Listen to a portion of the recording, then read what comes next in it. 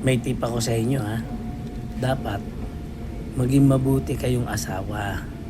Kasi kapag maging mabuti kayong asawa, marunong kayong maglaba, marunong kayong bagamat hindi kayo marunong magluto, pero kailangan meron kayong maasahan na gagawin para pasayahin nyo para magluto. Ito advantage. Si Kabola naglaba. Panoorin nyo ha. Yan, naglaba.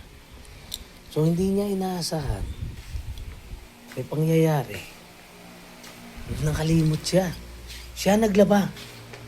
So sa kabutihang palad, dahil siya ay marunong maglaba, ang nangyari eto, ayan oh. Ayan. Nalaban niya yung kanyang pera sa bulsa ng short.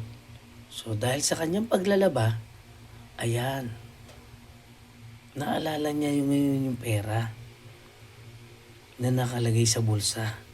So nung maiwasing-masing na niya,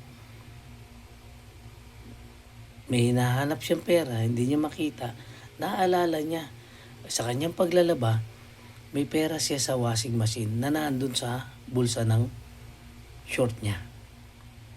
So dahil ako'y naglaba, ako nakaalala, so nakita ko yung pera ko. Ang ginawa ko, ayan, nagpainit ako ng tubig. Nung mainit na yung tubig, saka ko inilagay yung pera na naalala ko na nasa bulsa ko.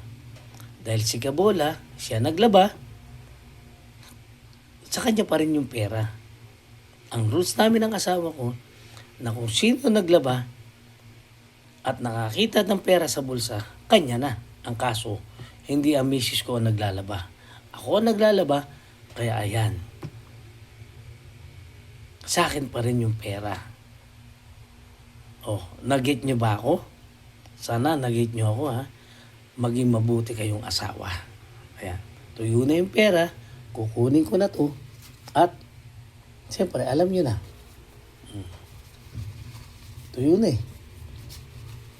Hindi ko expected talaga to. Makikita ko pa tong pera na to. Ayan o. Ang totoo to, pambayad to ng aking mga bayarin. Swerte pa rin si Kabola.